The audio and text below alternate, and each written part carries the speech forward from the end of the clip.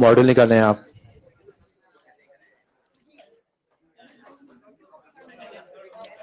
Exercise number 1।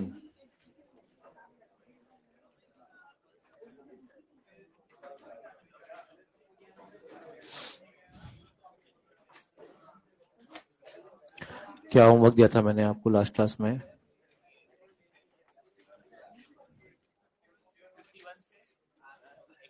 अच्छा, लेकिन 51 से तो डिस्कस थोड़ा बहुत हो भी गया होगा।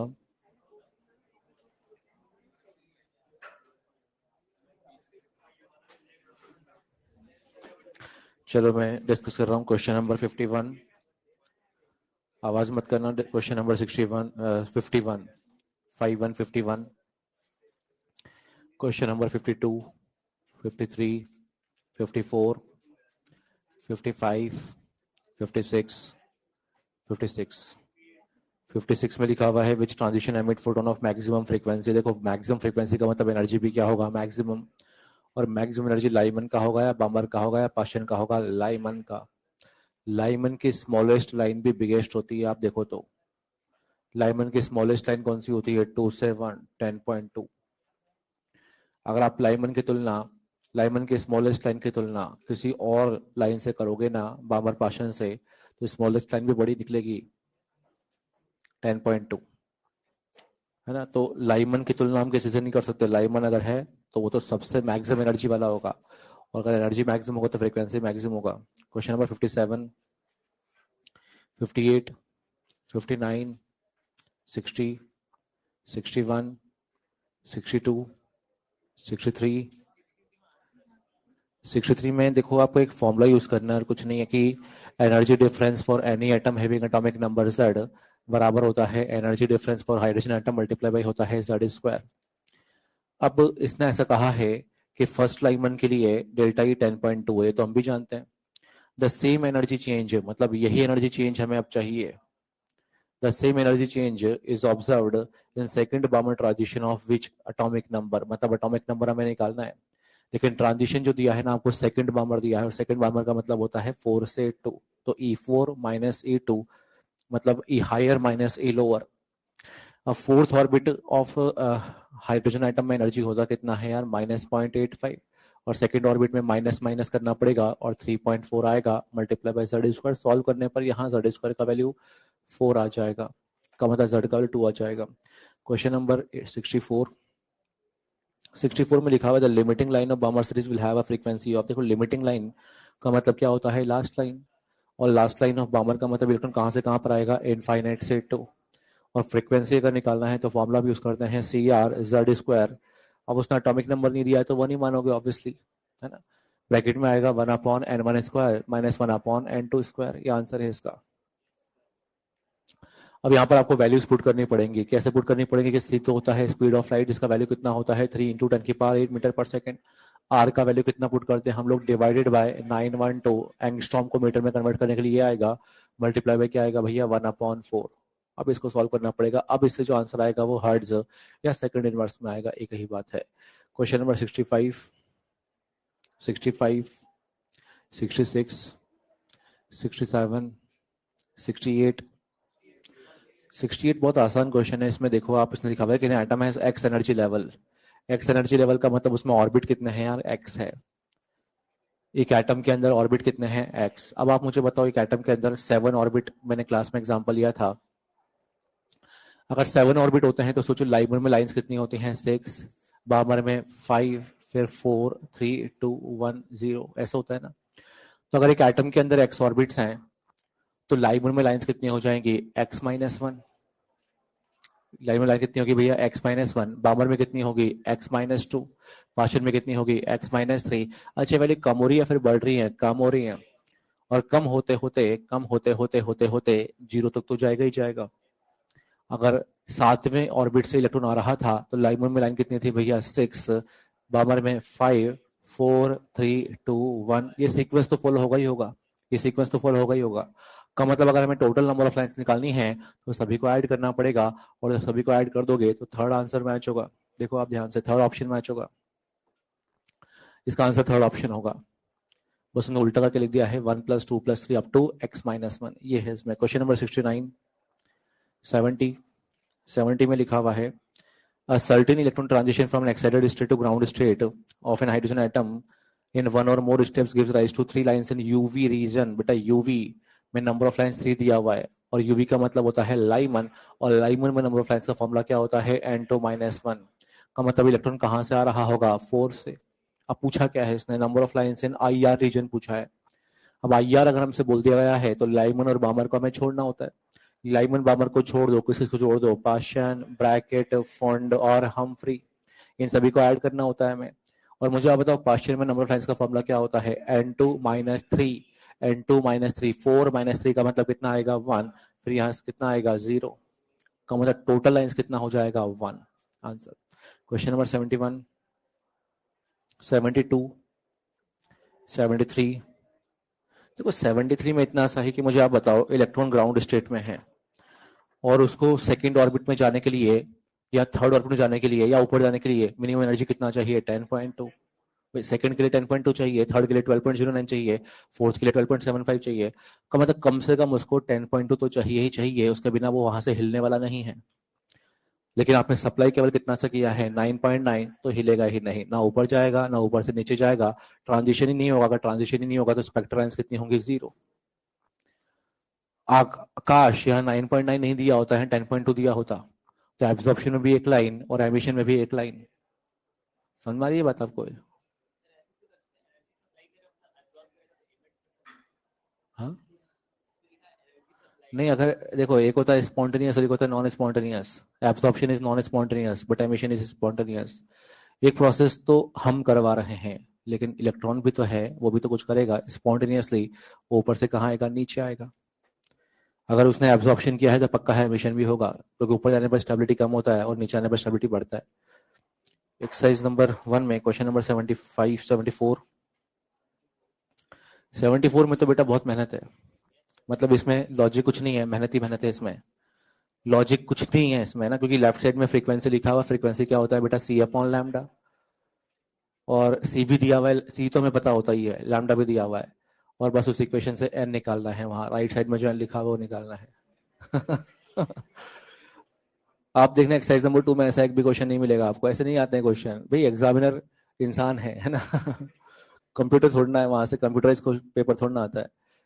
तो इंसान ही होगा जो पेपर बनाएगा, तो ये नहीं बनाएगा वो। आप एक्सपेक्ट मत करो कि ऐसा कुछ होगा वहां। क्वेश्चन नंबर 70, मतलब ऐसा क्वेश्चन नहीं आएगा, मतलब हमें आना चाहिए कैसे करते हैं, उसके बाद तो जैसे मैंने किया ना हो जाएगा। अब देखो जब रूम पे ही नहीं कर पा रहे हो आप आधे घंटे में, तो एग्जाम में तो आप इसको छोड़ोगे ही ना, तो छोड़ दो। सीधी सी बात है। Question number 75, 76, 77, 78, 79, 80, 81। ये मत करो अभी आप, क्वांटम नंबर का क्वेश्चन है ये, गलती से छपा हुआ है यहाँ पर। ये हो जाएगा है ना, इसको आप करना आज की क्लास के बाद में करना, आज की क्लास के बाद में करना, आपसे हो जाएगा। Question number 82, 83, 84, 85, 86। और कोई डाउट है किसी को? चलो फिर आगे बढ़ते हैं हम लोग। नेक्स्ट टॉपिक हमें आज पढ़ना है क्वांटम नंबर्स।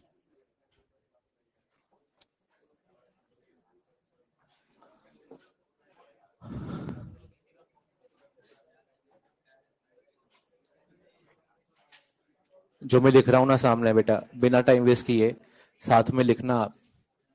जो मैं अभी सामने लिख रहा हूं इसको आप साथ में लिखते जाओ।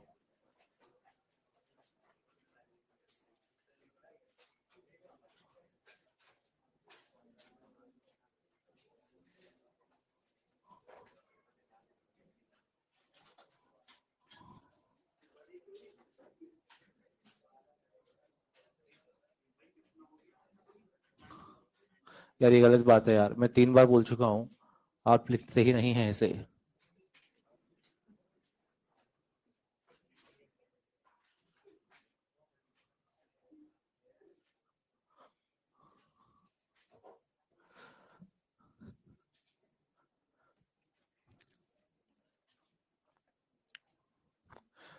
इस चैप्टर में 3 एटॉमिक मॉडल हम पढ़ चुके हैं यार।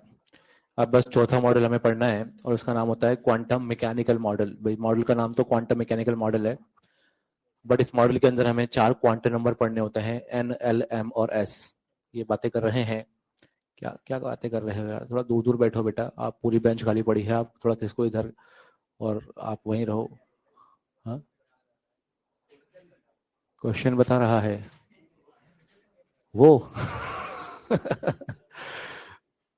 चलो ठीक है, अपने से ही काम कर रहे हैं, चलो ठीक है, ध्यान देना सामने। अब क्वांटम नंबर हमें पढ़ना है बेटा ना, आपने लगातार बोलूंगा, अभी आप 20-25 मिनट सामने देखेंगे ना, फोकस करना बोर्ड पर।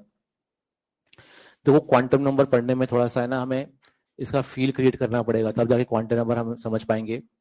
इसको मैं तब पढ़ा पाऊंगा जब आपको पता होगा कि इस चैप्टर में हम क्या क्या पढ़ चुके हैं यार। 3 तो क्या पढ़ चुके हैं, एटॉमिक मॉडल। 3 क्या पढ़ चुके हैं, एटॉमिक मॉडल। थॉमसन पढ़ चुके हैं, रदरफोर्ड पढ़ चुके हैं, क्या पढ़ चुके हैं वो। बेटा ना आज हिलना डुलना मत बिल्कुल भी, स्टैच्यू बन जाओ, क्या बन जाओ, स्टैच्यू। तो ध्यान दो सामने आप। 3 एटॉमिक मॉडल हम पढ़ चुके हैं, और उसके अलावा 4 थ्योरीज हम पढ़ चुके हैं यार। कितनी थ्योरीज पढ़ चुके हैं, 4। एक का नाम था इलेक्ट्रोमैग्नेटिक वेव थ्योरी, फिर आया था प्लैंक्स क्वांटम थ्योरी, फिर आया था डी ब्रोगली, फिर आके आया था हाइजेनबर्ग। और कुछ भी नहीं है भैया, 4 थ्योरीज में 2-2 सेंटेंस आए हैं। सेंटेंस यह है कि लाइट हैज डुअल नेचर और moving particle has dual nature. इस तरह की बातें हुई है, खैर हमने पढ़ लिया वो। लास्ट एटॉमिक मॉडल में पढ़ना है क्वांटम मैकेनिकल मॉडल, इसमें 4 क्वांटम नंबर पढ़ने हैं। एनएलएमएस का मतलब हमें पढ़ना है, एनएलएमएस हमें पढ़ना है। ये जो एन होता है ना, प्रिंसिपल क्वांटम नंबर, ये रिप्रेजेंट करता है यार शेल को, जबकि एजिमुथल क्वांटम रिप्रेजेंट करता है सब शेल को। और जो मैग्नेटिक क्वांटम नंबर होता है ये रिप्रेजेंट करता है ऑर्बिटल को। किसको रिप्रेजेंट करता है भैया, ऑर्बिटल। मैग्नेटिक क्वांटम नंबर जो होता है ना, इसका एक नाम और होता है, इसे हम चाहें तो ओरिएंटेशन क्वांटम नंबर भी कह सकते हैं। और ओरिएंटेशन क्वांटम नंबर रिप्रेजेंट किसको करता है यार, ऑर्बिटल। ऑर्बिटल का मतलब होता है डब्बा, क्या होता है, डब्बा। आप समझते हैं इस बात को है ना। और जो स्पिन क्वांटम नंबर होता है रिप्रेजेंट करता है स्पिन ऑफ इलेक्ट्रॉन को। किसको रिप्रेजेंट करेगा, स्पिन ऑफ इलेक्ट्रॉन को। का मतलब ये 4 क्वांटम नंबर हमें 1 बाय 1 पढ़ने होंगे, और ये चारों ही क्वांटम नंबर जो होते हैं ना, किसी एटम के अंदर इलेक्ट्रॉन के एड्रेस को रिप्रेजेंट करते हैं। क्या रिप्रेजेंट करते हैं, किसी एटम के अंदर इलेक्ट्रॉन के एड्रेस को। अच्छा, ये बोर मॉडल है या फिर चौथा मॉडल है, चौथा। क्या ये मॉडल भी सिंगल इलेक्ट्रॉन स्पीशीज पर अप्लाई होगा, क्या नहीं, ये तो सब पर अप्लाई होता है, चाहे उसमें 1 इलेक्ट्रॉन हो, चाहे 10 इलेक्ट्रॉन हो, चाहे 50 इलेक्ट्रॉन हो। का मतलब ये ध्यान रखना, अब इलेक्ट्रॉन एक ही होना जरूरी नहीं है, अब इलेक्ट्रॉन कितने भी हो सकते हैं। मतलब मैं अगर एग्जांपल लेता हूँ सोडियम एटम, बेटा ध्यान दो सामने, आप ध्यान दो। सोडियम एटम की मैं बात कर रहा हूं, और सोडियम एटम में मान लो हम जानते हैं इलेक्ट्रॉन कितने होते हैं यहाँ पर, 11। हम जानते हैं इन 11 इलेक्ट्रॉन में से कुछ इलेक्ट्रॉन तो कहां पर प्रेजेंट होंगे भैया, फर्स्ट शेल में। कुछ इलेक्ट्रॉन कहां पर होंगे, फर्स्ट शेल में। कुछ इलेक्ट्रॉन सेकंड शेल में भी प्रेजेंट होंगे, और कुछ इलेक्ट्रॉन थर्ड शेल में भी प्रेजेंट होंगे। का मतलब हर एक इलेक्ट्रॉन का कोई ना कोई एड्रेस है। हर एक इलेक्ट्रॉन क्या है भैया, कोई ना कोई एड्रेस है। हर एक इलेक्ट्रॉन का कोई ना कोई एड्रेस है, और उस एड्रेस को रिप्रेजेंट करने का काम कौन करता है, the values of N, L, M and S. मतलब ये जो 4 क्वांटम नंबर होते हैं, ये एड्रेस बताएंगे आपका या इलेक्ट्रॉन का। और वो इलेक्ट्रॉन कहां पर मौजूद होगा, एटम में किसी शेल में मौजूद होगा। का मतलब हमारे को ये 4 क्वांटम नंबर जो पढ़ने हैं ना, ये एड्रेस बताएंगे, किसका एड्रेस बताएंगे, इलेक्ट्रॉन का। जैसे इस मोमेंट पर आप यहाँ इस क्लासरूम में बैठे हैं, तो क्या इस मोमेंट पर आपका इस दुनिया में कुछ एड्रेस है क्या, हाँ। इस यूनिवर्स में आपका भी अभी एक एड्रेस है, और एड्रेस क्या है कि आप इंडिया के अंदर, राजस्थान के अंदर कोटा, और कोटा के अंदर भी एक संज्ञान बिल्डिंग है, हाउस नंबर में प्रेजेंट है। का मतलब जो है कि आपका एक एड्रेस है भैया, क्या है आपका एक एड्रेस। एक के अंदर एक होता है हमेशा एड्रेस। एड्रेस हमेशा एक के अंदर एक के अंदर एक के अंदर एक होता है। का मतलब यह है कि आप इंडिया के अंदर, राजस्थान के भी अंदर, कोटा के अंदर भी हाउस नंबर में प्रेजेंट है, इस बिल्डिंग में प्रेजेंट है, हाउस नंबर है इसका एक। वैसे कि वैसे शेल के अंदर क्या होते हैं, सब शेल के अंदर क्या होते हैं, डब्बे। और डब्बे के अंदर इलेक्ट्रॉन घूमते हैं, या तो क्लॉकवाइज या एंटी। एक के अंदर एक होता है ये सब कुछ।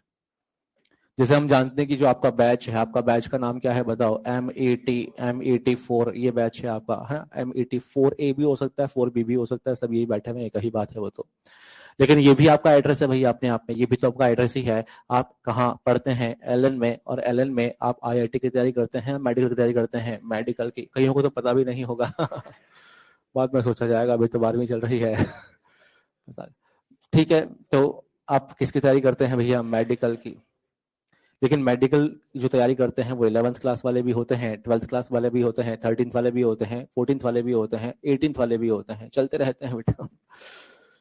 कई तो हमारे बराबर के मिल जाते हैं। जो बात ये है,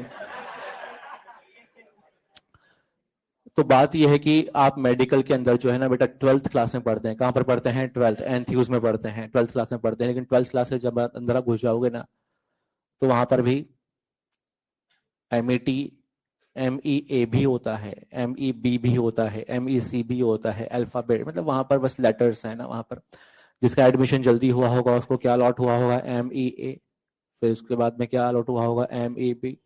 समझ में आ रही है बात आपको?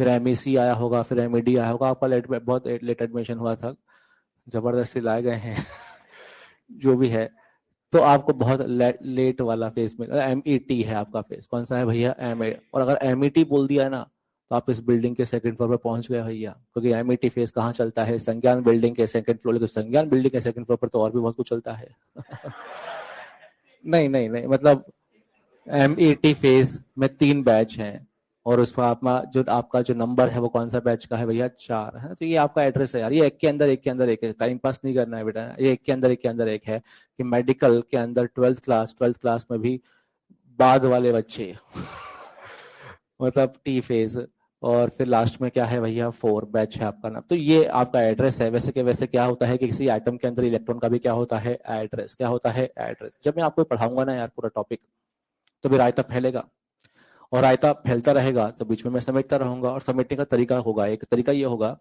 कि आज एक टारगेट होगा हमारा। टारगेट ये होगा कि हमारे पास एक लेटर होगा, चिट्ठी होगी। क्या होगी भैया? चिट्ठी। फील आता है? चिट्ठी है ना। और चिट्ठी पर क्या होता है? हमेशा एड्रेस। चिट्ठी पर हमेशा क्या होता है? एड्रेस। और एड्रेस लिखा हुआ है इस प्रकार का, n बराबर 3 लिखा हुआ है, l बराबर 1 लिखा हुआ है, कुछ m बराबर -1 लिखा हुआ है, कुछ s बराबर +½ लिखा हुआ है। का मतलब एक चिट्ठी हमें दी जाएगी, एक लेटर में दिया जाएगा, और उस लेटर पर क्या लिखा हुआ होगा? एड्रेस। और इस एड्रेस को हमें पढ़ना सीखना है। क्या सीखना है? इस एड्रेस को हमें पढ़ना सीखना है। हमें पोस्टमैन बनना है। क्या बनना है भैया? पोस्टमैन। लेकिन अभी हम ऐसे पोस्टमैन हैं जिसको एड्रेस पढ़ना नहीं आता। का मतलब हमें इस लेटर को पढ़ना सीखना है। क्या सीखना है भैया? पढ़ना सीखना है, ताकि इस लेटर को हम पोस्ट कर पाए, पहुंचा पाए। कहां पहुंचा पाए? इलेक्ट्रॉन तक। कहां पहुंचा पाए? इलेक्ट्रॉन तक। हमें टारगेट दिया जाएगा। टारगेट ये होगा कि भैया ये एटम है, और इस एटम में बहुत सारे शेल हैं, बहुत सारे शेल हैं, और इलेक्ट्रॉन हर शेल में है, और इस लेटर चिट्ठी को हमें कहीं ना कहीं इलेक्ट्रॉन को हाथ में देके आना है, इलेक्ट्रॉन को हाथ में देके आना है। लेकिन अभी हमें ऐसे पोस्टमैन है जिसको इस एड्रेस को पढ़ना नहीं आता। ना हमें एन को रीड करना आता है, ना एल को रीड करना आता है, ना एम को रीड करना आता है, ना एस को रीड करना आता है। हमें इन चारों को आज पढ़ना सीखना, और आज की क्लास में मैं पढ़ना सिखा दूंगा। ये टारगेट है आज की क्लास का। समझ रहे हैं आप इस बात को यार? अगर आप में से किसी को इनको पढ़ना आता है ना, अगर इस एड्रेस को पढ़ना आता है, तो आपको कुछ भी सीखने को आज नहीं मिलेगा, क्योंकि ये आपको आता है, सीधी सी बात है। लेकिन सच्चाई कुछ और ही है। जो बात है वो ये है कि हमें 4 क्वांटम नंबर पढ़ने हैं बेटा। देखो, जितना मुझे आपके दिमाग में भरनी थी बातें भर चुका। अब मैं आपको समझाऊंगा, आपको समझ में आएगा, सुनते रहना भी आप। जो फर्स्ट क्वांटम नंबर होता है उसका नाम क्या होता है यार? Principal quantum number. क्या होता है? Principal quantum number. साथ में चलना, गारंटेड आपको ये सब कुछ याद हो जाएगा, सब समझ में भी आ जाएगा। प्रिंसिपल क्वांटम नंबर जो होता है वह रिप्रेजेंट क्या करता है? शेल। इस शेल नंबर को रिप्रेजेंट करता है। किसको रिप्रेजेंट करता है भैया? शेल नंबर को। और जो शेल होते हैं उसका नंबरिंग कहां से चालू होता है? 1 से। 1 भी हो सकता है, 2 भी हो सकता है, 3 भी हो सकता है, 4 भी हो सकता है, 5 भी हो सकता है। और ये जो शेल होते हैं इनको कभी कभी हम जो है capital K, capital L, capital M, N, O, P से भी रिप्रेजेंट करते हैं। अगर आप इस चिट्ठी को देखेंगे ना, तो इस चिट्ठी पर n का वैल्यू कितना लिखा है भैया? बराबर 3। n बराबर कितना लिखा हुआ है? 3। यार हमें लेटर को पढ़ना आ रहा है, हमें लेटर को पढ़ना आ रहा है। इस चिट्ठी को लेकर के मैं कहां घुस जाऊंगा? फर्स्ट शेल में, या सेकंड शेल में, या थर्ड शेल में? Third shell. का मतलब जिस इलेक्ट्रॉन का ये एड्रेस है ना, वो इलेक्ट्रॉन कौन से शेल को बिलोंग करता है? Third shell. थोड़ा थोड़ा हमें पढ़ना आ रहा है, और एंड तक हमें पढ़ना पूरा आ चुका होगा। का मतलब एन जो होता है वो क्या रिप्रेजेंट करता है भैया? शेल। किसको रिप्रेजेंट करता है? शेल। और शेल नंबर तो 1 भी हो सकता है, तो मतलब इस चिट्ठी पर n का वैल्यू 0 नहीं हो सकता। गलत। n बराबर 0 अगर लिख दिया तो एड्रेस गलत एड्रेस है, सीधी सी बात है। क्योंकि शेल नंबर 1, 2, 3, अगर मान लो n बराबर 1.5 लिखा हुआ है, समझते हैं आप? 1.5 भैया, 2.5, 3.5, अगर ऐसा लिखा हुआ है तो वो एड्रेस सही है फिर गलत है? गलत है। यहाँ n बराबर 3 लिखा हुआ है, का मतलब इलेक्ट्रॉन कौन से शेल को बिलोंग करता है? Third shell. जहां तक बात शेल की है ना, तो शेल के बारे में तो हम बहुत कुछ पहले ही सीख चुके हैं। शेल के बारे में तो हम पहले ही बहुत कुछ सीख चुके हैं, क्योंकि शेल के बारे में ऑलरेडी हमें कौन सिखा चुका है? बोर। और ओवरऑल शेल के बारे में 5 कैलकुलेशन मैंने क्लास में आपको सिखाई हैं यार 5 कैलकुलेशन मैंने आपको सिखाई हैं यार। 5 कैलकुलेशन कौन कौन सी होती हैं? Angular momentum, second radius, velocity, energy और लैम्डा। किसी शेल में घूमते हुए इलेक्ट्रॉन का हमें क्या निकालना आता है, लैम्डा, यूजिंग डी ब्रोगली। भले ही किसी ने सिखाया हो लेकिन हमें आना चाहिए। 2πr बराबर है लैम्डा से हम लैम्डा निकाल सकते हैं। मैं कहना चाहता हूँ कि ये प्रिंसिपल क्वांटम नंबर तो जो है ना शुरू होते ही खत्म हो गया, क्योंकि शेल के बारे में तो ऑलरेडी हम पहले ही सब कुछ सीख चुके हैं। और सबसे पहली चीज जो हमने सीखी थी शेल के बारे में वो था कि किसी भी शेल में घूमते हुए इलेक्ट्रॉन का एंगुलर मोमेंटम बराबर क्या होता है भैया, NH/2π। रेडियस भी हमें निकालना आता है, वेलोसिटी भी निकालना आता है, एनर्जी भी निकालना आता है, और किसी शेल में घूमते हुए इलेक्ट्रॉन का लैम्डा भी हमें निकालना आता है 2πr बराबर है लैम्डा से। तो शेल तो हमें सब कुछ आता है, बस एक फॉर्मूला आपको याद करना होता है, वो ये है कि maximum number of electron in nth shell, किसी nth शेल के अंदर मैक्सिमम नंबर ऑफ इलेक्ट्रॉन निकालने का फॉर्मूला होता है 2n²। 8वीं क्लास का फॉर्मूला है ये, शायद 9वीं क्लास का होगा, जो भी है, कि किसी शेल के अंदर नंबर ऑफ इलेक्ट्रॉन्स निकालने का, मैक्सिमम इलेक्ट्रॉन निकालने का फॉर्मूला क्या होता है, 2n²। कैसे इसे हम यूज करते हैं, फॉर एग्जांपल अगर आपसे कहा गया है फर्स्ट शेल, क्या कहा गया है भैया, फर्स्ट शेल, तो फर्स्ट शेल के अंदर मैक्सिमम इलेक्ट्रॉन कैसे निकालोगे, 2 × 1 का स्क्वायर का मतलब कितना हो जाएगा, 2। ये तो आपको पहले से पता है यार। जब आप कॉन्फ़िगरेशन लिखते हैं तो बताओ कॉन्फ़िगरेशन कैसे लिखते हैं, 1s2 2s2, लेकिन 1s मतलब फर्स्ट शेल में मैक्सिमम कितने इलेक्ट्रॉन आ सकते हैं, 2 का मतलब फर्स्ट शेल में अधिकतम मैक्सिमम 2 इलेक्ट्रॉन आ सकते हैं ना। सेकंड शेल की अगर हम बात करेंगे तो यहाँ पर पुट कर दोगे तो 2 × 2 का स्क्वायर ये 8 आएगा। थर्ड शेल में तो 2 × 3 का स्क्वायर 18 आएगा। फोर्थ शेल में पुट करने पर 32 आएगा। का मतलब ये फॉर्मूला हमें रटना है कि किसी शेल के अंदर मैक्सिमम इलेक्ट्रॉन निकालने का फॉर्मूला क्या होता है, 2n²।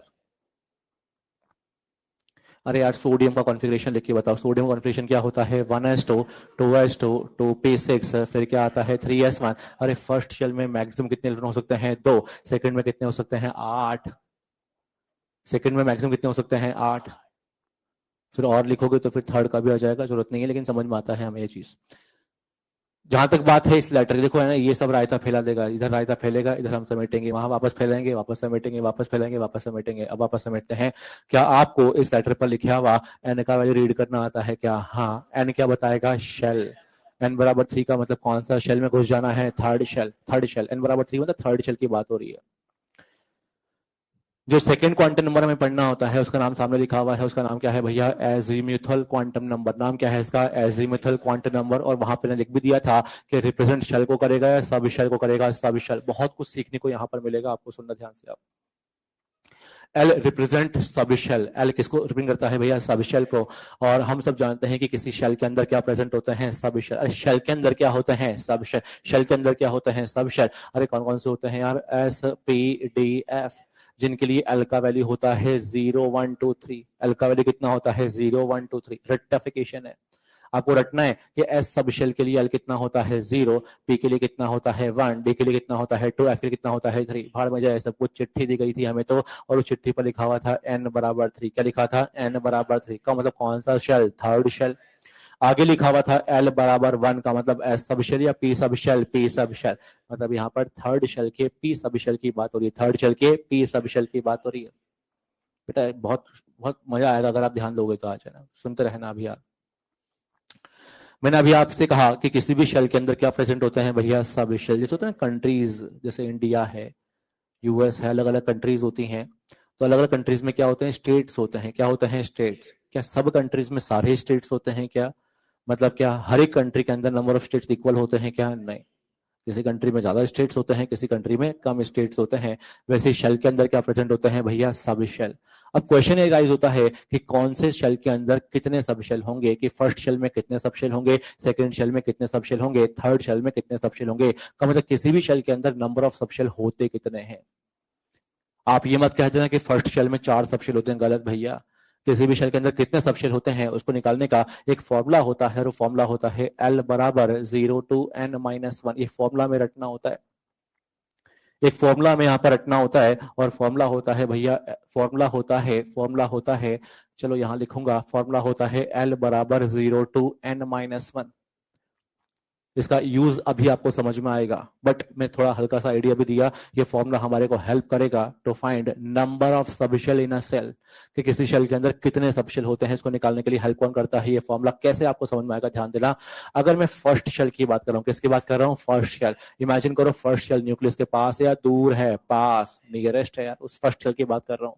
वो जो फर्स्ट शेल है ना उसके लिए एल का वैल्यू क्या क्या आएगा 0 2 क्या है यहाँ पर 1 -1 0 2 1 -1 और 0 2 0 और 0 2 0 का मतलब क्या होगा 0। अगर आप उस फॉर्मूला में वैल्यू पुट कर रहे हो ना n बराबर 1 तो क्या वैल्यू आ रहा है l बराबर 0 और l बराबर 0 का मतलब 0 सबशेल है या एक सबशेल है एक और वो सबशेल कौन सा होगा 1s कौन सा होगा 1s का मतलब फर्स्ट शेल में एक सबशेल होता है कौन सा होता है 1s। कॉन्फ़िगरेशन दिमाग में रखो आप आपको सब समझ में आता जाए कॉन्फ़िगरेशन को सोचोगे तो याद आएंगे चीजें। सेकंड शेल की बात कर रहा हूं मैं चलो सेकंड शेल फर्स्ट शेल के बाद कौन सा शेल आता है भैया सेकंड शेल। यहां पर पुट करो वैल्यूज को आप तो क्या आएगा 0 2 2 -1 क्या आएगा 0 2 2 -1 का मतलब 0 2 1 0 2 1 का मतलब यहां पर वैल्यूज कौन कौन सी आ रही हैं 0,1 और 0,1 का मतलब यहाँ पर दो सबशेल है कितने सबशेल हैं दो कौन कौन से होंगे बोलो 2s और 2p यहाँ दो सबशेल 2s और 2p हैं। अगर आप n का वैल्यू 3 पुट करते हो यहाँ पर तो क्या आएगा भैया 0 1 2 का मतलब तीन सबशेल होंगे 3s 3p एंड 3d। अगर आप n का वैल्यू 4 पुट करते हैं तो क्या आएगा 0 1 2 3 का मतलब आएगा 4s 4p 4d 4f। अगर आप एल 5 पुट करते हैं यहाँ पर फिफ्थ शेल की बात कर रहे हैं तो आएगा 0 1 2 3 4 और अगर आप यहाँ पर देखें तो 5 सब शेल मिलेंगे कौन कौन से होंगे 5s 5p 5d 5f और 5g भी आएगा 100% आएगा। अगर छठे शेल की बात करेंगे तो 0 1 2 3 4 5 आ जाएगा का मतलब आ जाएगा 6s 6p 6d 6f 6g और फिर क्या भी आएगा 6h और ये चलता जाएगा सिलसिला चलता जाएगा। ये अब बहुत कुछ समझाऊंगा मैं इस टेबल से आपको इसको मत देखो आप तो इस बात को समझो कि हम इस चैप्टर का जो नाम पढ़ के बैठे हैं चैप्टर का नाम क्या है भैया एटॉमिक स्ट्रक्चर। इलेक्ट्रॉन कहाँ घूमता है शेल लेकिन शेल के अंदर भी क्या होते हैं सब शेल। अभी सब शेल पर आ गए हैं हम लोग। शेल के अंदर क्या होता है सब शेल। फर्स्ट शेल में एक सब शेल होता है सेकंड शेल में दो सब शेल थर्ड शेल में तीन सब शेल 10th शेल में 10 सब शेल होंगे 50वें शेल में 50 सब शेल होंगे 100वें शेल में 100 सब शेल होंगे। किसी शेल के अंदर सब शेल कितने होते हैं दैट इज इक्वल टू होता है शेल नंबर। कोई पूछे ना अगर आपसे कि बताओ 10वें शेल में कितने सब शेल होंगे तो चिल्ला के कहे ना 10 सब शेल 100% सही आंसर है ये। किसी भी शेल के अंदर कितने सब शेल होते हैं दैट इज इक्वल टू क्या होता है शेल नंबर। नहीं ऐसा नहीं पढ़ना हमें तो टारगेट दिया गया था और टारगेट ये था कि हमारे पास एक लेटर है और लेटर पर लिखा हुआ है n बराबर 3। क्या लिखा है भैया n बराबर 3। सोचो इसके बारे में आप उधर मत देखना बकवास है सब कुछ यही टारगेट है। मैंने कहा था रायता फैलेगा समेटना काम है। n बराबर 3 का मतलब क्या होता है थर्ड शेल। क्या आपको थर्ड शेल के अंदर घुसना आता है क्या हाँ आप पोस्टमैन बन रहे हैं बेटा धीरे धीरे क्योंकि बिना थर्ड शेल के अंदर घुसे ही आपको पता है कि वहां पर तीन सब शेल मिलेंगे कौन कौन से 3s 3p और 3d। सरप्राइज थोड़ा ना हो जाओगे वहां साइकिल लेके घुसोगे थर्ड शेल में तो ये थोड़ा हो रही है और यहाँ तो तीन सब पहले से पता है आपको भाई ऐसा ही होता है पोस्टमैन को पता होता है पहले से। बहुत शानदार बना देंगे भैया पोस्टमैन। तो बात यह है कि थर्ड शेल के अंदर कितने सब शेल होते हैं बेटा तीन कौन कौन से होते हैं घुस जाओ इसके अंदर क्या क्या क्या होंगे 3s 3p और 3d 3f नहीं होता कभी भी आप जानते हैं इस बारे में। थर्ड शेल में कितने सब शेल होते हैं तीन। अब आगे चिट्ठी पर और भी बहुत कुछ लिखा हुआ है यार आगे बहुत कुछ और भी एड्रेस लिखा हुआ है आगे लिखा हुआ है l बराबर 1। क्या लिखा है भैया l बराबर 1। आप कौन से सब शेल में घुस जाओगे 3p में। कहां पर घुस जाओगे 3p में क्योंकि l बराबर 1 का मतलब p होता है क्या होता है p यानी कि आप कौन से सब शेल में घुस जाओगे 3p में। और 3p में घुसना आपको पहले से आता है। 3p में 3 डब्बे हैं 3p में 3 वो मैंने सिखाया नहीं वो मैं आपको आगे सिखाऊंगा इन मैग्नेटिक क्वांटम नंबर में वो आप सीखते हैं डब्बे और ऑर्बिटल है ना वो आगे हम सीखेंगे खैर लेकिन आपको बहुत कुछ पहले से आता है यार। तो बात ये है कि n क्या बताएगा भैया शेल n क्या बताएगा शेल और l क्या बताएगा सब शेल। नहीं वापस देखो आप ध्यान से मान लो हमें एक लेटर दिया गया है और उस लेटर पर लिखा हुआ है n बराबर 2। क्या लिखा है भैया n बराबर 2 का मतलब कौन सा शेल की बात हो रही है सेकंड शेल। क्या आपको सेकंड शेल में घुसना आता है क्या हाँ जब घुस जाओगे तो क्या मिलेगा दो सब शेल कौन कौन से 2s और 2p। यहाँ पर आपको दो सब शेल मिलेंगे कौन कौन से मिलेंगे 2s और 2p। आगे लिखा हुआ है l बराबर 0 आप कहाँ घुस जाओगे 2s में। और सच्चाई तो यह है कि भले ही मैंने आपको मैं क्या ही पढ़ाऊँ आपको, आपको बहुत कुछ पहले से आता है।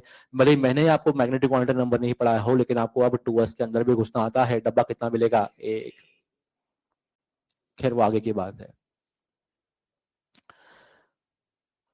अब ये जो टेबल हमने अभी बनाई है सामने, इसमें एक डाउट आता है कई लोगों को, वो आता है कि सर हमने एसपीडीएफ 4 सबशेल जरूर पढ़े हैं, लेकिन ये जी और एच सबशेल का क्या मतलब है? जी सबशेल, एच सबशेल, फिर आई भी आएगा, बहुत बहुत कुछ और भी आएंगे। देखो ये जो जी सबशेल है ना, या फिर जो एच सबशेल है ना, या फिर जो आगे आने वाला सबशेल है ना, ये ऐसे घर है। क्या है ये? ऐसे घर जिनमें कोई नहीं रहता। ताला लगा हुआ है यहाँ पर, यहाँ पर अभी क्या लगा हुआ है? ताला। मतलब ये ऐसे घर हैं जहां पर कोई नहीं रहता, का मतलब कोई इलेक्ट्रॉन नहीं रहता। मुझे बताओ पीरियोडिक टेबल में कितने एलिमेंट्स होते हैं यार? 118। और 118वें एलिमेंट के बारे में सोचो आप, नोबल गैस है ना, 118वें एलिमेंट के बारे में सोचो आप, उस 118वें एलिमेंट में इलेक्ट्रॉन भी कितने होंगे? 118।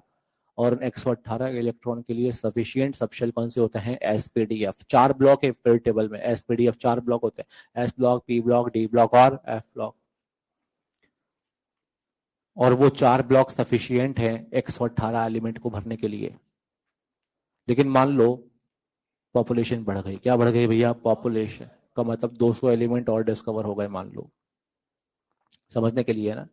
200 एलिमेंट और डिस्कवर हो गए का मतलब अब कितने एलिमेंट हो गए हैं? 318। और 318वें एलिमेंट में इलेक्ट्रॉन भी कितने होंगे? 318। उनको भरने के लिए घर भी ज्यादा चाहिए, नए ब्लॉक बनाने पड़ेंगे। S block, P block, D block, F block chapter है, जी ब्लॉक चैप्टर चालू हो जाएगा एच ब्लॉक चैप्टर चालू हो जाएगा। का मतलब ये अभी स्टैंड बाय रखे हुए हैं कि भैया बोला हुआ है रखे रहो, अभी चुपचाप, साफ सफाई बाद में होगी। समझ में आ रहा है आपको? तो जो अभी तक एलिमेंट डिस्कवर हुए उनके लिए सफिशिएंट सबशेल कौन से होते हैं? एसपीडीएफ। अच्छा एक चिट्ठी हमें दी गई है, ध्यान देना, सामने सुनते रहना। और उस लेटर पर लिखा हुआ है n बराबर 3। बताओ इसका मतलब बताओ क्या होता है? Third shell. घुस जाओ, क्या मिलेगा? 3 सब शेल। कौन कौन से? 3s, 3p और 3d। 3 सब शेल मिलेंगे। कौन कौन से मिलेंगे? 3s, 3p, 3d। 3s, 3p और 3d। लेकिन आगे लिखा हुआ है l बराबर 3। क्या लिखा है भैया? l बराबर 3। भाई थर्ड शेल के अंदर कितने सब शेल होते हैं बेटा? 3। कौन कौन से होते हैं? 3s, 3p और 3d। लेकिन ये तो l बराबर 3 लिख दिया। l बराबर 3 का मतलब कौन सा सबशेल? f subshell. गलत एड्रेस है ये। क्या है ये? गलत एड्रेस, क्योंकि एड्रेस गलत भी तो होते हैं यार। कोटा में महात्मा गांधी रोड है क्या? नहीं है। तो ये गलत एड्रेस है। क्या है ये? गलत एड्रेस है। समझो बात। इस बात से हमें क्या सीखने को मिलता है? इस बात से हमें सीखने को मिलता है, इस इसको अगर देखोगे ना आप, देखो n का वैल्यू अगर 1 है ना, तो l का वैल्यू उससे कम है।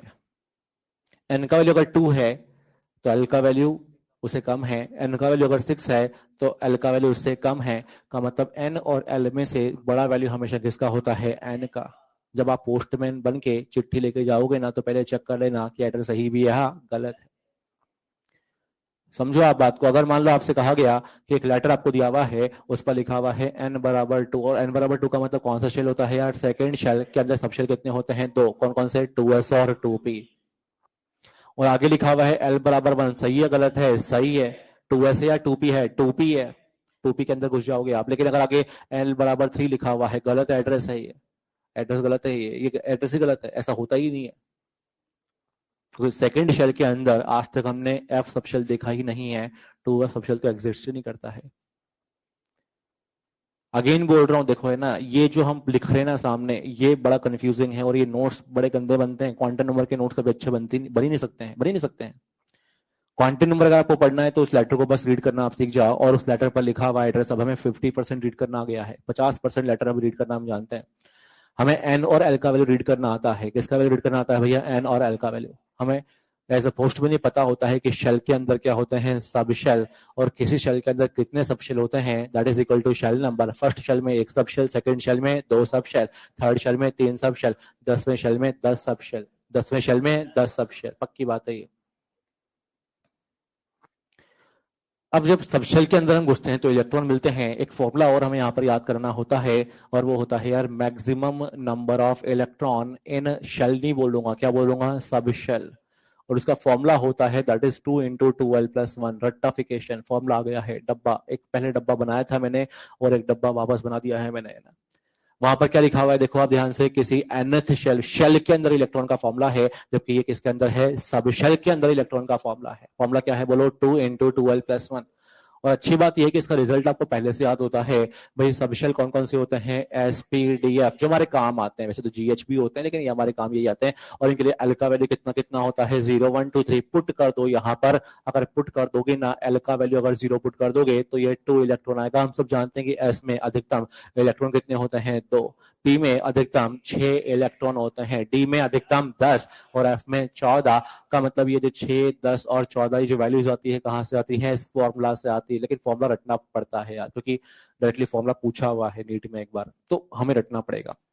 और इस बोर्ड पर दो फॉर्मूला है जो मैं चाहता हूं कि अभी अभी आप याद कर लें। एक है कि nth शेल में इलेक्ट्रॉन के फॉर्मूला का फॉर्मूला होता है 2n², और सब शेल में मैक्सिमम इलेक्ट्रॉन का फॉर्मूला क्या होता है, 2 × 2l+1। जल्दी से लिखो आप इन सबको फटाफट,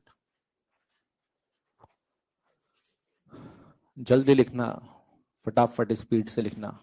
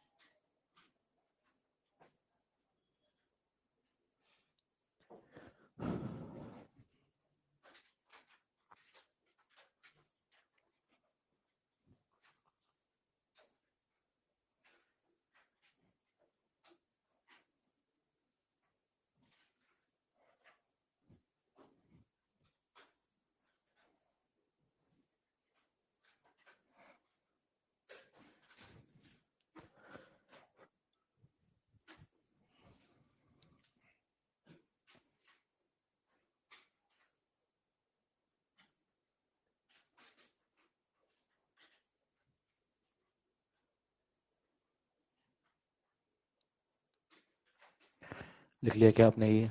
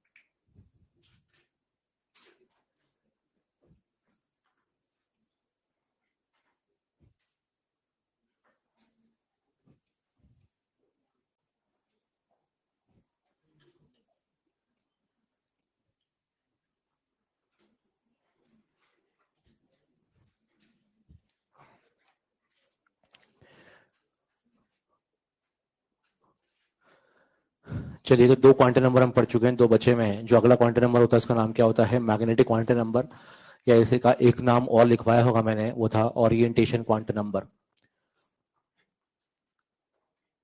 बेटा आगे बढ़ सकते हैं आप। ये लिख लिया है कि आपने सबने? एक बार वापस बता दो आप। एक लेटर में दिया हुआ है, उस पर लिखा हुआ है n बराबर 4। n बराबर 4 का मतलब शेल कौन सा होगा बेटा? Fourth shell. क्या आपको इस फोर्थ शेल में घुसना आता है क्या? हाँ। जब घुस जाओगे तो कितने सब शेल? 4। कौन कौन से मिलेंगे? 4s, 4p, 4d, 4f। आगे लिखा हुआ है l बराबर 2 का मतलब किस में घुस जाओगे? 4d। अब अंदर क्या मिलेगा उसकी जानकारी हमें कौन देगा बेटा? अगला क्वांटम नंबर, उसका नाम क्या होगा? Magnetic quantum number.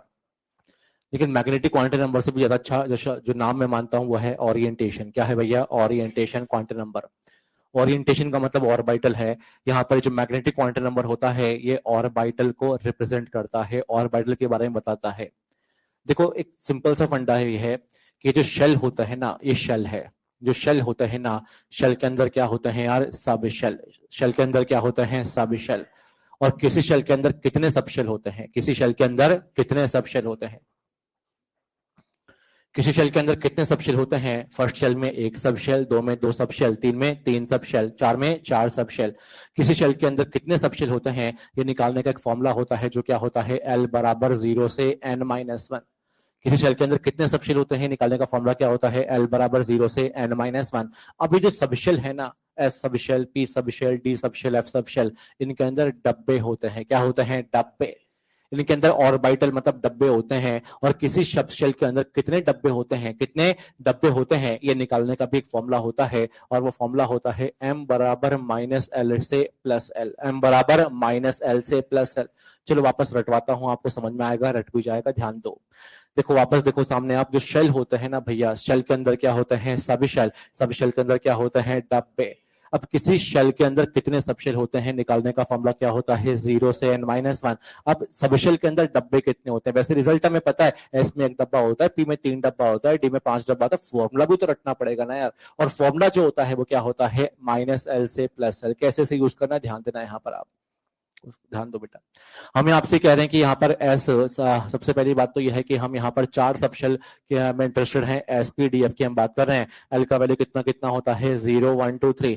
एम का वैल्यू अब हमें निकालना है। किसका वैल्यू निकालना है? एम का वैल्यू। फॉर्मूला का यूज करूंगा मैं। फॉर्मूला है यहाँ पर -l से प्लस एल। यहाँ पर 0 पुट कर दोगे तो क्या आएगा? -0 से +0। और -0 से +0 का मतलब कितना आएगा? 0। अगर आप एल का वैल्यू 1 पुट कर दोगे, अगर 1 पुट कर दोगे तो बोलो क्या आएगा? -1 से +1।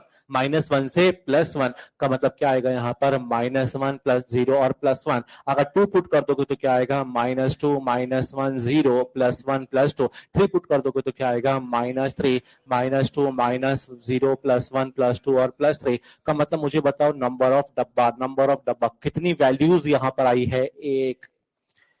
वैल्यू तो 0 है, बट कितनी वैल्यूज, नंबर ऑफ वैल्यूज कितनी आई है? एक। का मतलब डब्बा कितना होगा यहाँ पर? एक। कितनी वैल्यूज यहाँ पर आई है? 3। 3 डब्बे होंगे, 5 डब्बे होंगे और 7। ये तो हम पहले से जानते हैं। चलो इसको देखे बिना बताओ मुझे आप, एस में डब्बा कितना होता है यार? एक। लेकिन उस डब्बे के लिए हम कितना होता है? 0। एस में डब्बा कितना होता है? एक, बट उस डब्बे के लिए हम कितना होता है? 0। पी में डब्बा कितना होता है? 3। 2 बोल रहे हैं ये, ऐसे नहीं चलता है। आपका पड़ोसी ऐसा अंगूठा दिखा रहा है आपकी तरफ भरोसा मत करो। पी में डब्बा कितना होता है यार? 3। और उन 3 डब्बों के लिए का वैल्यू कितना कितना होता है? -1 0 और +1। डी में डब्बा कितना होता है? 5। और उन डब्बों के लिए का वैल्यू कितना कितना होता है? -2 से +2 तक होता है। ये वैल्यूज होती हैं, लेकिन हमारे को इससे मतलब नहीं। अगेन हमारे को तो रायते को समेटना है। और हमें जो चिट्ठी दी गई है, क्या दी गई है भैया? चिट्ठी। और उस चिट्ठी पर लिखा हुआ है n बराबर 3। n बराबर 3 का मतलब कौन सा शेल है? Third shell. घुस जाओ घुस जाओ घुस जाओ, अरे घुस जाओ भाई। n बराबर 3 के अंदर 3 सब शेल, कौन कौन से? 3s, 3p और 3d। आगे लिखा हुआ है l बराबर 0। मान लो क्या लिखा हुआ है? l बराबर 0। l बराबर 0 का मतलब 3s सब शेल। कौन सा सब शेल भैया? 3s के अंदर डब्बा कितना होगा? एक। और उस डब्बे के लिए हम कितना होगा? 0। पक्की बात है, आगे जब पढ़ोगे ना तो एम का वैल्यू 0 ही मिलेगा। एम का वैल्यू कितना मिलेगा? 0। मान लो यहाँ पर, मान लो यहाँ पर इस चिट्ठी पर ऐसा लिखा हुआ है L बराबर 1। क्या लिखा है भैया? L बराबर 1। आप कहाँ घुस जाओगे? 3p में। और 3p में जब घुस जाओगे तो डब्बे कितने आएंगे? 3। एक डब्बे के लिए m का वैल्यू -1, एक के लिए 0 और एक के लिए +1। अभी फील नहीं आया, फील आएगा, टाइम लगेगा उसमें, है ना, पूरा बोर्ड भरेगा इस पर, अभी पूरा प्रॉपर फील नहीं आया, बट अभी तो हमने केवल m की वैल्यूज को डिफाइन किया है। यार d के बारे में सोचो, d डब्बे के बारे में सोचो, अरे d सबशेल में डब्बे कितने होते हैं 5, और अभी तो बस वैल्यू को डिफाइन किया है। d में जो m की वैल्यूज होती है वो कहां से कहां होती है, -2 से +2। चलो इनको 1 बाई 1 हमें सीखना है, यहाँ पर ड्राइंग भी बनानी है, आपको पता होगा एस का शेप स्फेरिकल, पी का डंबल वगैरह होता है, उसको हमें ड्रॉ भी करना है सामने जल्दी से। देखो आप जो पूछा जाए उसका आंसर देना। एस की बात कर रहा हूँ, एस सबशेल की बात कर रहा हूँ, एस के लिए बताओ, एस के लिए बताओ एल का शेप, एल का वैल्यू कितना होता है 0, तो एम का वैल्यू भी कितना होता है 0, एल भी 0 है, और एम एस का शेप कैसा होता है स्फेरिकल, स्फेरिकल मतलब फुटबॉल जैसा होता है। हाँ बस अलग बात, मैंने यहाँ पर भले सर्कल बनाया है लेकिन एक्चुअल में क्या है, ये स्फेरिकल फुटबॉल जैसा होता है। कैसा होता है, फुटबॉल जैसा। आप इमेजिन करो आपके पास एक फुटबॉल है और फुटबॉल को आप घुमा रहे हो पागलों की तरह। क्या कर रहे हो बेटा, आप घुमा रहे हो, लेकिन घूम ही नहीं रही है। क्या उसका ओरिएंटेशन बदल सकता है क्या, नहीं। एक्स वाई जेड डायरेक्शन में उसका ओरिएंटेशन तो क्या रहेगा, सेम ही रहेगा। का मतलब उसका एक ही ओरिएंटेशन पॉसिबल है दुनिया में, फुटबॉल का एक ही ओरिएंटेशन पॉसिबल है। कितना ओरिएंटेशन पॉसिबल है, एक ओरिएंटेशन का मतलब एक ऑर्बिटल, एक ओरिएंटेशन मतलब एक ऑर्बिटल का मतलब इसमें ऑर्बिटल कितना होता है एक, डब्बा कितना होता है एक, और डब्बे के लिए एम का वैल्यू कितना होता है 0। ये तो हमें पहले से पता है, इसमें ना सरप्राइज मत हो आप, ये तो आपको पहले से पता है। इसमें डब्बा कितना होता है एक, डब्बे के लिए हम कितना होता है 0। चलो अब जो सीखना है वो यहाँ पर सीखना है पी के लिए। पी के लिए एल का वैल्यू कितना होता है 1, और एम का वैल्यू कहां से कहां होता है -1, 0 और +1 होता है। अच्छा पी का शेप कैसा होता है, डम्बल, और हम सब जानते हैं कि यहाँ पर पी एक्स भी होता है, पी वाई भी होता है और पी जेड भी होता है, क्योंकि जो डम्बल शेप होता है उसको जब आप घुमा दोगे ना तो घूमेगा, वो घूमेगा भैया।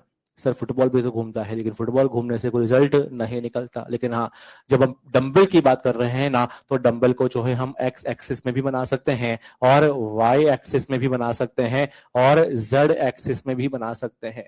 का मतलब जब इस जेड को, जब इस पी ऑर्बिटल को हम घुमा देंगे ना तो घूमेगा वो।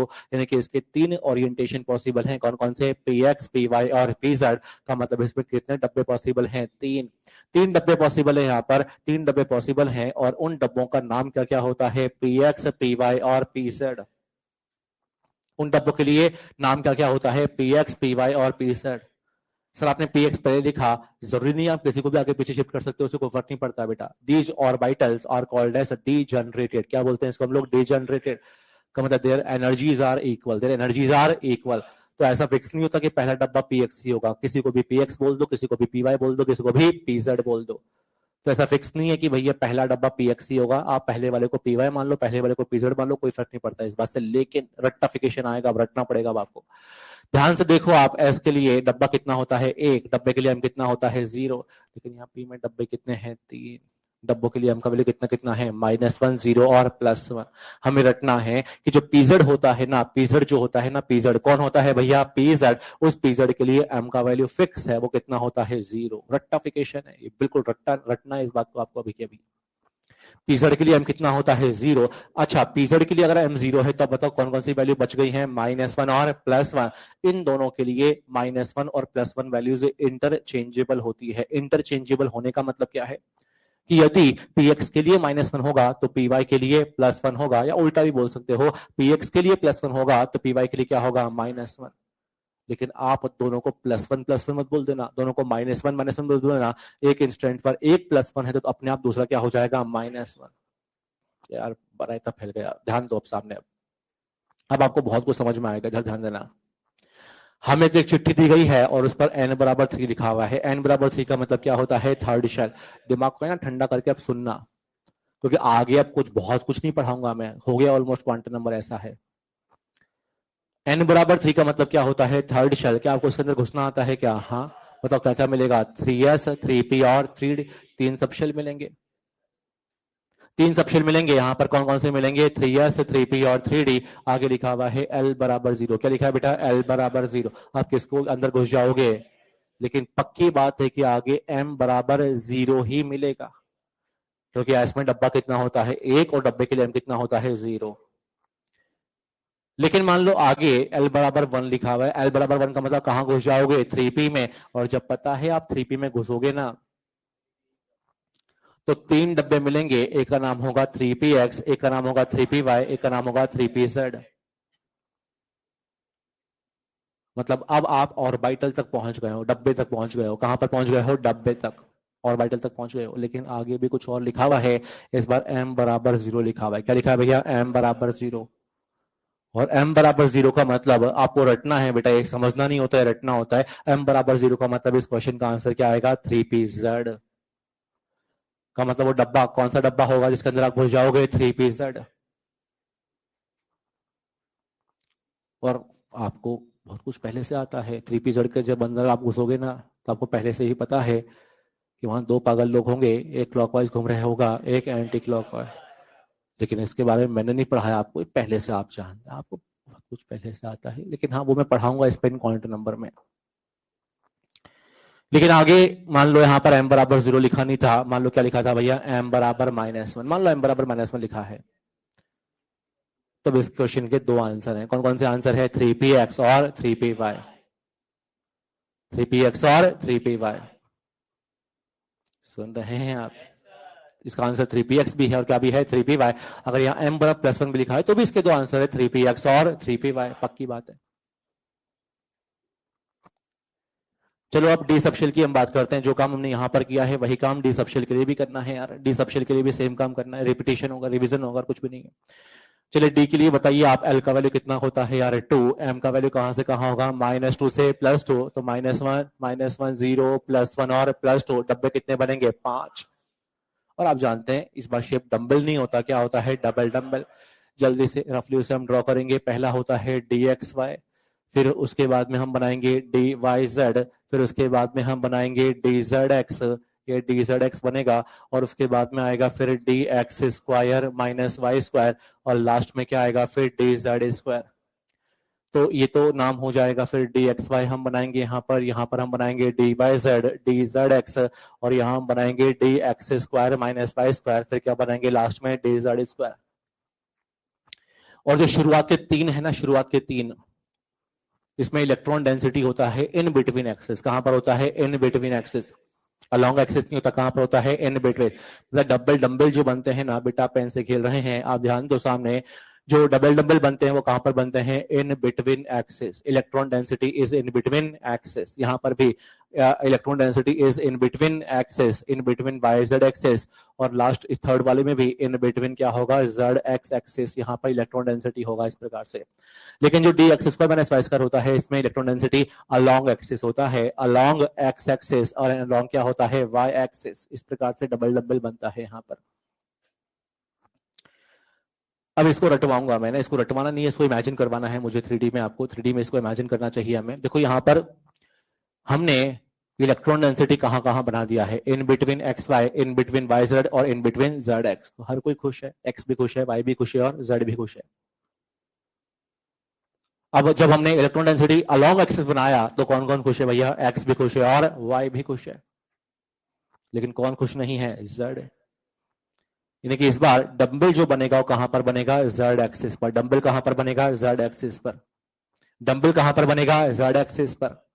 तो एक्स भी खुश हो गया, वाई भी खुश हो गया, कौन भी खुश हो गया है? जेड। देखो है ना, अगर आपको ऐसा लगता है कि आपको बहुत कुछ सीखने को मिलेगा, आपको कुछ नहीं आता है, सुनते रहे ना। और इसमें बीच में एक इलेक्ट्रॉन का रिंग होता है। क्या होता है भैया? इलेक्ट्रॉन का रिंग। इलेक्ट्रॉन का रिंग होता है, तो इसे हम क्या बोलते हैं? D Z square. इसको इमेजिन करो 3D में, पहले आप है ना समझो। इसको ऐसे सोचो आप कि मेरे हाथ में एक प्लेट है। क्या है बेटा? प्लेट, जिससे हम खाना खाते हैं ना, राउंड शेप की है, मैस वाली नहीं है, है ना। तो स्टील की प्लेट है ना, समझ रहे होंगे आप। और वो जो प्लेट है ना, प्लेट, रिंग, रिंग मान लो आप उसे, है ना, प्लेट, वो एक्स वाई प्लेन में है। कहां पर है यार? X Y plane. इस हाथ को है ना, ये मान लो कि यहीं पर ही खाना रखा हुआ है, ये प्लेट है, और ये कौन सा प्लेन है? एक्स वाई का मतलब, मान लो ये एक्स एक्सिस है, तो ये कौन सी एक्सिस है? वाई एक्सिस है।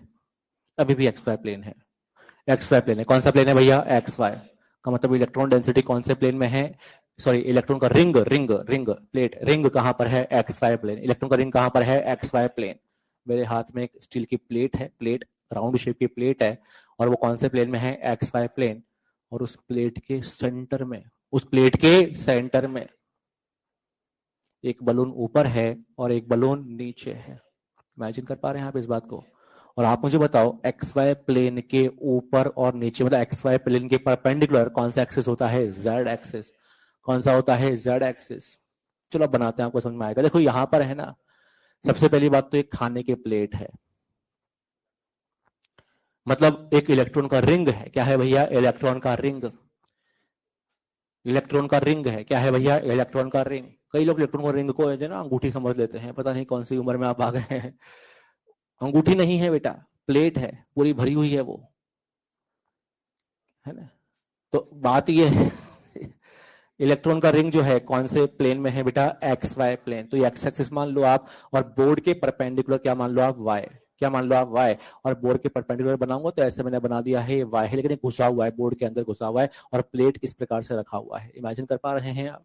और इसके बीचों बीच एक बलून ऊपर है और एक बलून कहां पर है, नीचे। का मतलब ये कौन सा एक्सिस है भैया, जेड एक्सिस है। का मतलब जेड एक्सिस में तो डंबल है, जेड एक्सिस में तो क्या है, डंबल। और इलेक्ट्रॉन का रिंग कौन से प्लेन में है, एक्स वाई प्लेन में। कहां पर है, एक्स वाई प्लेन। ये एक्स वाई प्लेन है। कौन सा प्लेन है भैया, एक्स वाई। आपकी इच्छा हो ना तो यहाँ पर वाई लिख दो, तो यहाँ पर क्या लिख दोगे आप, एक्स। एक ही बात है वो, तो उससे क्या फर्क पड़ रहा है। अभी भी देखो आप ध्यान से, अभी भी देखो आप ध्यान से, इलेक्ट्रॉन का रिंग कहां पर है, एक्स वाई प्लेन में है, और डंबल कहां पर है, जेड में है। सर मेरी इच्छा हो रही है यहाँ एक्स लिख दो, यहाँ पर स्लैश लगा के X Y Z, alpha beta gamma सब यहाँ जेड आएगा बेटा, तो जेड गुस्सा हो जाएगा, क्योंकि एक्स इलेक्ट्रॉन डेंसिटी, यहाँ पर वाई, अब यहाँ क्या होगा बेटा, जेड। खैर हम जानते हैं कि जो डी होता है ना, डी डी का शेप डबल डंबल होता है। कैसा होता है, डबल डंबल। लेकिन डी जेड स्क्वायर का शेप डबल डंबल नहीं होता, इसमें एक ही डंबल होता है और एक इलेक्ट्रॉन का क्या होता है, रिंग होता है। डब्बे कितने बनेंगे बताओ, 5। मैं ही पूछ रहा हूं, मैं ही जवाब दे रहा हूं, बताओ मुझे आप, डी में डब्बे कितने बनेंगे बेटा, 5। डी में डब्बे 5 बनेंगे, डी में डब्बे 5 बनेंगे। और उन डब्बों के लिए बताओ नाम क्या क्या होगा। एक तो नाम होता है D X Y, D X Y सबको दिख रहा है क्या भैया, ये डी एक्स वाई। एक नाम क्या होता है, D Y Z, D Z X, D X square minus Y square, और क्या होता है, डी जेड स्क्वायर। रट्टाफिकेशन का समय आ गया, हमें रटना है कि भैया पी जेड के लिए एम कितना था, 0। सिमिलरली डी जेड स्क्वायर के लिए एम कितना होगा, 0। रट्टाफिकेशन है, दिमाग नहीं लगाना है, यहाँ पर रटना है। ये डी जेड स्क्वायर के लिए एम कितना होता है, 0। अब कौन कौन सी वैल्यू बची हुई है, -2, -1, +1, +2। अच्छा बताओ, इस डी एक्स वाई और D X square minus Y square को देखो आप, इन दोनों को देखो आप, कॉमन बात क्या है दोनों में, यहाँ पर कौन कौन सी एक्सिस काम आ रही है, एक्स और वाई। तो ये जो एक्स वाई वाले हैं ना, मतलब -2 और +2 यहाँ इंटरचेंजेबल है, मतलब इस फर्स्ट और फोर्थ में, फर्स्ट और फोर्थ का मतलब कौन कौन से, डी एक्स वाई और D X square minus Y square में वैल्यूज कौन सी होती है, -2 और +2 इंटरचेंजेबल है। मतलब इन दोनों में से किसी के लिए भी -2, किसी के लिए भी +2, बट एक के लिए -2 तो दूसरे के लिए +2, दोनों के लिए सेम वैल्यू मत बोल देना आप। और बची कौन कौन सी वैल्यू है यहाँ पर, -1 और +1, इनके लिए क्या होगी, इंटरचेंजेबल। किस किस के लिए इंटरचेंजेबल होगा भैया, डी वाई जेड और डी जेड एक्स। अब इसको बहुत सिंपल, अब खत्म हो गया एक क्वांटम नंबर, बस एक चौथा क्वांटम नंबर बचा हुआ, उसमें कुछ खास है नहीं। अब समझना, हमारे को एक चिट्ठी दी गई है और चिट्ठी पर लिखा हुआ था n बराबर 3, और n बराबर 3 का मतलब क्या होता है, थर्ड शेल। और थर्ड शेल में घुसना में आता था, आता है और आता रहेगा। थर्ड शेल में अगर घुस जाओगे तो क्या मिलेगा, 3s 3p और 3d। लेकिन आगे लिखा हुआ है L बराबर 2, कहां घुस जाओगे, 3D में। कहां घुस जाओगे, 3D में। और जब 3D में घुसोगे ना भैया, तो 5 कमरे दिखाई देंगे। एक का नाम होगा 3D XY, 3D YZ, 3D ZX, 3D X square minus Y square, और 3D Z स्क्वायर। आगे लिखा हुआ है M बराबर 0, का मतलब 3D Z square, 3D Z square. और अच्छी बात यह है कि क्योंकि आपको बहुत कुछ आता है, तो आपको पहले से आता है कि 3D Z स्क्वायर में घुसने के बाद क्या होगा, वहां 2 पागल लोग होंगे, क्या कर रहे होंगे, घूम रहे होंगे क्लॉकवाइज और एंटी क्लॉकवाइज। लेकिन मान लो यहाँ पर -2 लिखा हुआ है, m बराबर क्या लिखा है भैया, -2, और m बराबर -2 का मतलब इसके दो आंसर होंगे, 3D XY और 3D X square minus Y, 3D XY और 3D X square minus Y square. लेकिन मान लो यहाँ पर -1 लिखा हुआ है, +1 लिखा है, जो भी है 1 लिखा हुआ है, कुछ भी -1 +1 उसको फर्क नहीं पड़ रहा, का मतलब इसके भी दो आंसर कौन कौन से हैं, 3D YZ और 3D ZX, 3D YZ और 3D ZX। तो सर हमें पता कैसे चलेगा कि 3D YZ में घुसना है या 3D ZX में घुसना है, हम तो कंफ्यूज हो गए हैं। हमें पता कैसे चलेगा कि उस चिट्ठी को लेकर के हमें इस एड्रेस पर जब जाएंगे तो हमें कहां घुसना है, 3D YZ में या 3D ZX में?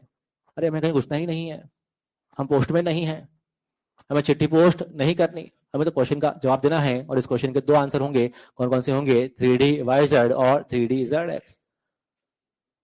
समझ में आ रही है बात आपको? ये हाँ, लिखो आप जल्दी से इसे।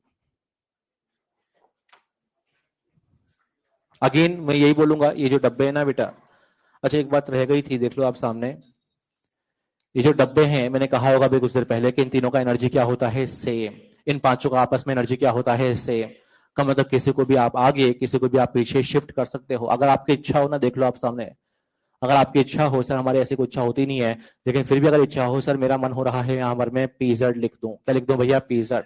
या आपकी इच्छा हो रही है सर मैं यहाँ पर पीवाई लिख दूं, लिख दो, आपकी इच्छा हो जो जहां पर लिख दो, उससे कोई फर्क नहीं पड़ता बेटा। किसी को भी आप आगे, किसी को भी आप पीछे शिफ्ट कर सकते हो, लेकिन अगर आपने पीजेड को बीच में लिख दिया है तो पीजेड के लिए कितना होगा? 0। अब इनके लिए -1 +1 क्या होगा? इंटरचेंजेबल। तो कोई भी आगे कोई भी पीछे शिफ्ट हो जाएगा, बट जिसके लिए जो वैल्यू है ना एम की, वो फिक्स है। लिख लो आप इसे।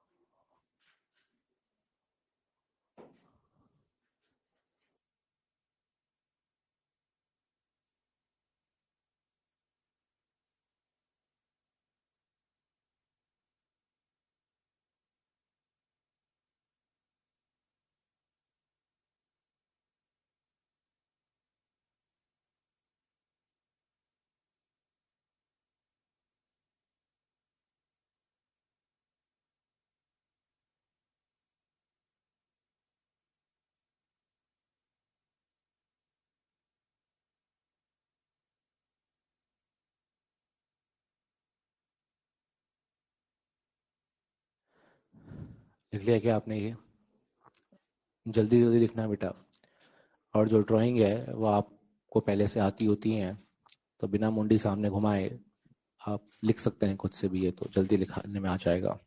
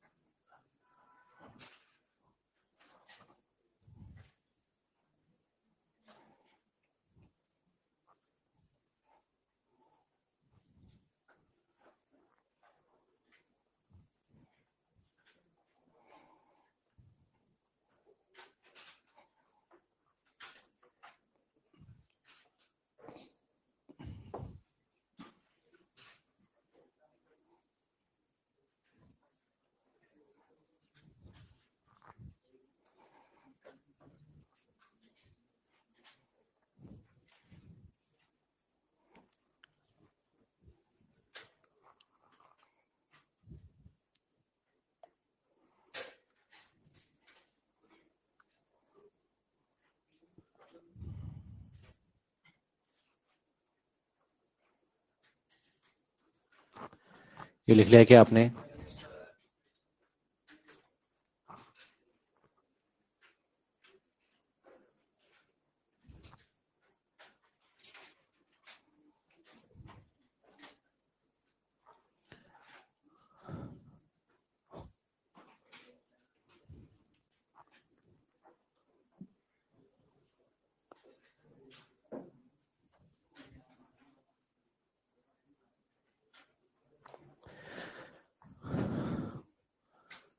अब एक क्वेश्चन पूछूंगा मैं, उसका आंसर आपको देना है।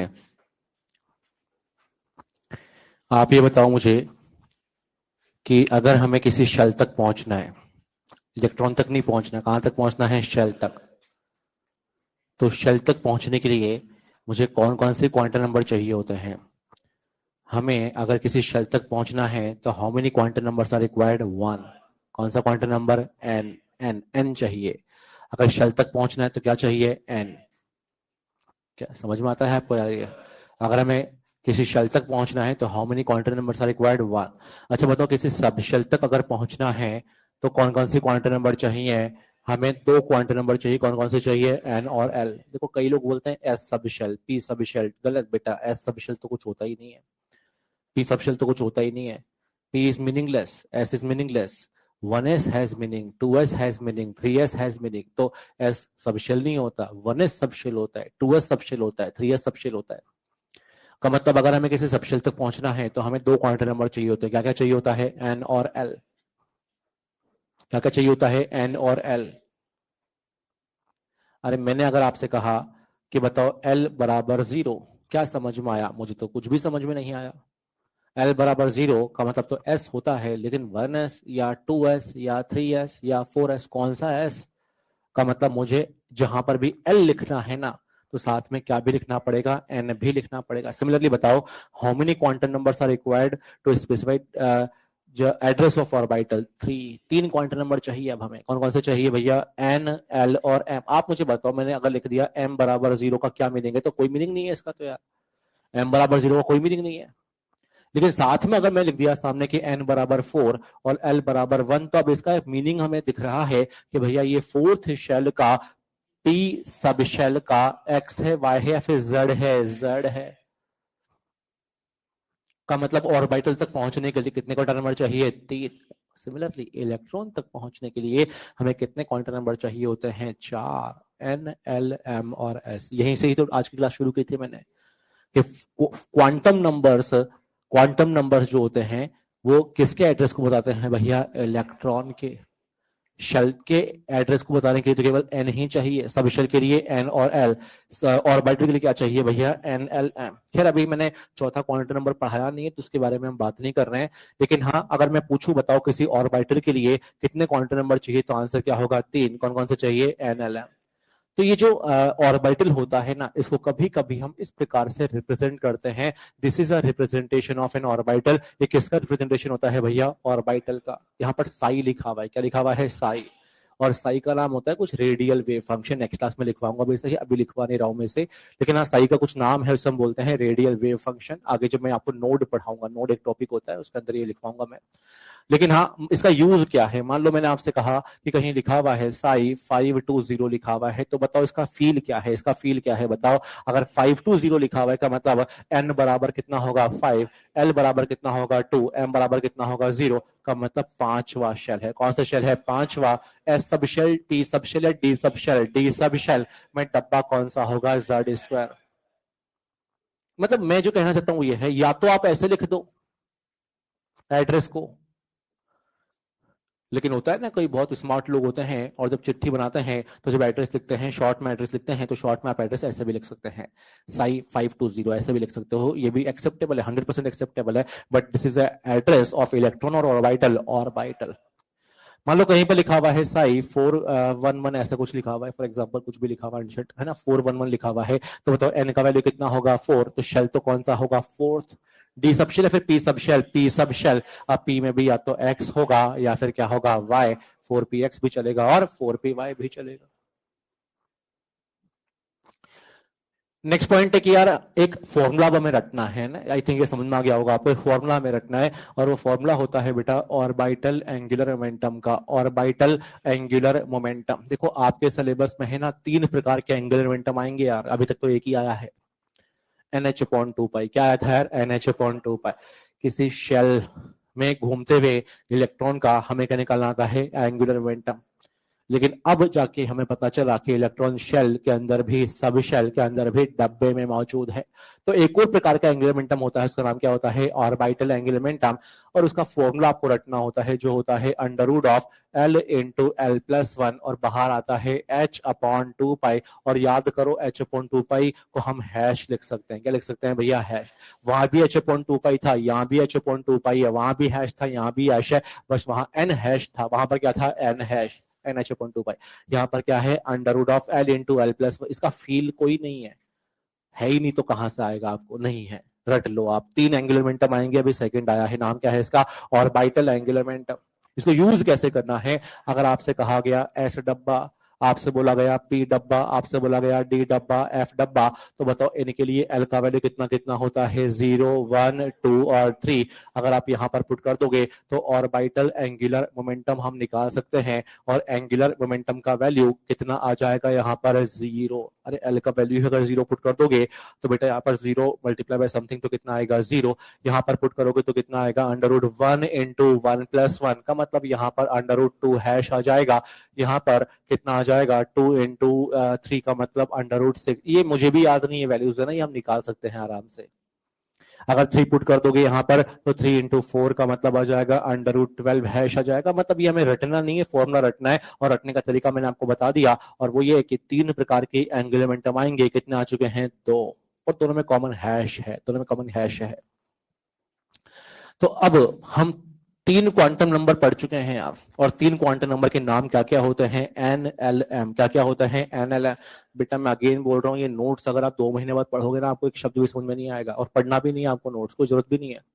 आप तो बस ये करना कि अंटिशंट कोई ना कोई एड्रेस लिख देना अपने हिसाब से, और उसको पढ़ करके खुश हो जाना, अगर आप पढ़ पाओ तो। बस अगर आपने वो एड्रेस पढ़ लिया, आपको आ गया, तो आपको क्वांटम नंबर आ गया, और कुछ भी नहीं है। बस एक चौथा क्वांटम नंबर जो बचा हुआ है, उसका नाम क्या होता है? Spin quantum number. Spin quantum number, spin quantum number जो होता है उसका सिंबल क्या होता है? S। अब सुनना, अगर आपको ये लगता है कि आपको आता है तो कतई नहीं आता है, सुनते रहना ध्यान से। आप देखो स्पिन क्वांटम नंबर जो होता है ना, ये रिप्रेजेंट क्या करता है? पहले आप मुझे बताओ। एन एन एन रिप्रेजेंट करता है शेल, L रिप्रेजेंट करता है सब शेल, M करता है और डब्बे को, तो S रिप्रेजेंट क्या करता है? स्पिन ऑफ इलेक्ट्रॉन को। किसको भैया? Spin off electron around its on axis. Around its on axis का मतलब क्या है? मैं अब आपको बताऊंगा, सुनना। देखो ऐसा होता है कि इलेक्ट्रॉन जो होता है ना, हम जानते हैं नाभिक के न्यूक्लियस के चारों ओर घूमता है। कहां पर घूमता है भैया? न्यूक्लियस के चारों ओर। ये हम जानते हैं, ये ऑलरेडी कौन बता चुका है यार? बोहर। कौन बता चुका है? बोहर। इलेक्ट्रॉन न्यूक्लियस के चारों ओर घूमता है। कहां पर घूमता है? न्यूक्लियस के चारों ओर। लेकिन जब वो न्यूक्लियस के चारों ओर घूमता है ना, तो वो खुद के एक्सिस पर भी घूमता है। कहां पर भी घूमता है? खुद की एक्सिस पर, अर्थ की तरह। किसकी तरह है? अर्थ की तरह। मतलब जो अर्थ होता है उसका रिवॉल्यूशन भी होता है। मतलब वो जो है 2 टाइप का मूवमेंट आप जानते हैं अर्थ का, उसी प्रकार से इलेक्ट्रॉन का भी कितना टाइप का मूवमेंट होता है? 2 टाइप का। एक होता है न्यूक्लियस के अराउंड। किसके अराउंड? न्यूक्लियस के अराउंड। एक है खुद की एक्सिस के अराउंड। किसके अराउंड भैया? खुद की एक्सिस के अराउंड। का मतलब ये जो इलेक्ट्रॉन है ना, ये पागलों की तरह घूमता है। कैसे घूमता है? पागलों की तरह। का मतलब वो न्यूक्लियस के चारों ओर भी घूमेगा और धीरे धीरे खुद के एक्सिस पर भी घूमेगा। लेकिन जब वो खुद के एक्सिस पर घूमता है ना, तो वो क्लॉकवाइज भी घूमता है और एंटी क्लॉकवाइज भी घूमता है। बेटा देखो, न्यूक्लियस के चारों ओर, किसके चारों ओर? न्यूक्लियस के चारों ओर। तो एक ही प्रकार का मूवमेंट हो उसका, ऐसे ही घूमेगा वो न्यूक्लियस के चारों ओर। तो सर क्लॉकवाइज या एंटी क्लॉकवाइज? बेटा देखो है ना, ये तो डायरेक्शन पे डिपेंड करता है। आप अगर उसको यहां से देख रहे हो, आपको क्लॉकवाइज दिखेगा, और पीछे से कोई दिखेगा तो क्या दिखेगा? Anti clock. समझो इस बात को आप। तो क्लॉकवाइज और एंटी क्लॉकवाइज न्यूक्लियस के अराउंड डिफाइन नहीं कर सकते हम, समझो। क्लॉकवाइज और एंटी क्लॉकवाइज न्यूक्लियस के अराउंड डिफाइन नहीं कर सकते हम। आप ये कहो कि सर इलेक्ट्रॉन इसके चारों ओर घूम रहा है, क्लॉकवाइज घूम रहा है। अरे आप तो कह रहे हो क्लॉकवाइज, कोई और कह रहा है एंटी क्लॉकवाइज। मतलब उसका एक ही प्रकार का मूवमेंट है अराउंड द न्यूक्लियस को, एक ही प्रकार का मूवमेंट है उसका, एक ही प्रकार का डायरेक्शन है उसका, लेकिन अराउंड इट्स ऑन एक्सिस जो है ना वो क्लॉकवाइज भी घूमता है और एंटी क्लॉक। तो this spin quantum number represent spin off electron around nucleus है, फिर around its on axis, around its on axis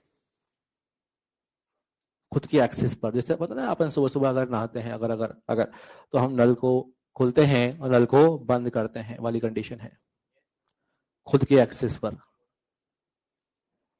कई लोग कहते हैं कि सर इलेक्ट्रॉन क्लॉकवाइज घूमता है, अरे ये वाला क्लॉकवाइज नहीं है भाई, 0 नंबर आएगा।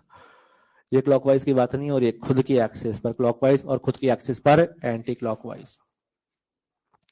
और इस स्पिन को रिप्रेजेंट कौन करता है भैया, स्पिन क्वांटम नंबर। और ये जो स्पिन क्वांटम नंबर होता है इसका वैल्यू होता है प्लस माइनस हाफ। कितना होता है, plus minus half.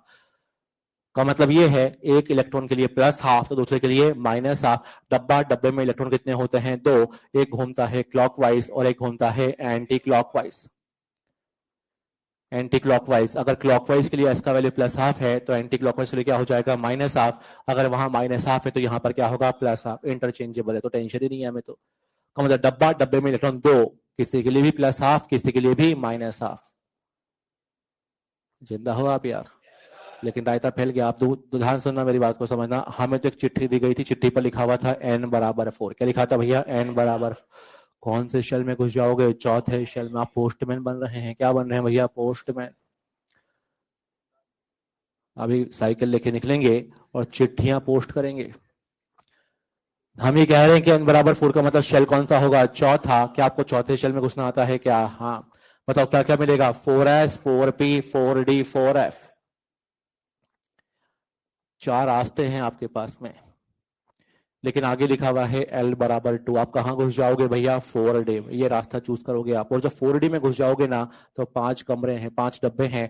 4D XY, 4D YZ, 4D ZX, 4D X square minus Y square और 4D Z स्क्वायर। आगे लिखा हुआ था M बराबर 0। आप कहां घुस जाओगे, 4D Z स्क्वायर। अच्छा बताओ, 4D Z स्क्वायर फर्स्ट डब्बा होता है, सेकंड डब्बा होता है, लास्ट डब्बा होता है, कोई भी हो सकता है। 4D Z स्क्वायर का मतलब कोई भी डब्बा हो सकता है। मैंने कहा था कि किसी को भी आप आगे और किसी को भी आप पीछे शिफ्ट कर सकते हो, बट हाँ आप कौन सा डब्बे में घुस जाओगे, 4D Z स्क्वायर। और क्या 4D Z स्क्वायर में जब घुसोगे तो इलेक्ट्रॉन कितने दिखेंगे बेटा, 2। एक क्लॉकवाइज और एक एंटी। आगे क्या लिखा होगा बेटा, एस का वैल्यू। आगे क्या लिखा होगा, एस का वैल्यू। एस बराबर क्या लिखा हुआ है, प्लस हाफ। तो ये चिट्ठी आप कहां पहुंचा दोगे, एक इलेक्ट्रॉन के पास। कहां पहुंचा दोगे, एक इलेक्ट्रॉन के पास। सर कौन से वाले के पास, क्लॉकवाइज वाले के पास या फिर एंटी क्लॉकवाइज, किसी के भी पास। देखो दिक्कत क्या थी ना, जब तक ये जो स्पिन क्वांटम नंबर था ये डिफाइन नहीं था ना, तब तक हम कहां पर पहुंच पाए थे, डब्बे तक। कहां पर पहुंच पाए थे, डब्बे तक। डब्बे में इलेक्ट्रॉन कितने थे, 2। दोनों का एड्रेस अभी तक क्या था, सेम। दोनों इलेक्ट्रॉन का, दोनों पागलों का अभी तक एड्रेस क्या था बेटा, सेम। और दोनों का एड्रेस अलग अलग करने का काम ही कौन करता है यार, spin quantum number. Spin quantum number का और कोई इंपॉर्टेंस नहीं है भैया, ये सबसे लीस्ट इंपॉर्टेंस रखता है।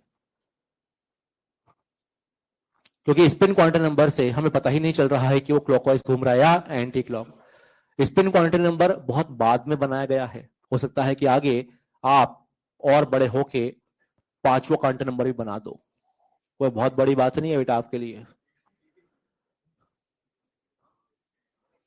लेकिन ये लास्ट क्वांटम नंबर बनाया गया है। और ये क्यों बनाया गया है, केवल एक रिक्वायरमेंट फुलफिल करने के लिए। और रिक्वायरमेंट क्या थी कि जब NLM ने हमें कहां पर पहुंचा दिया, डब्बे तक।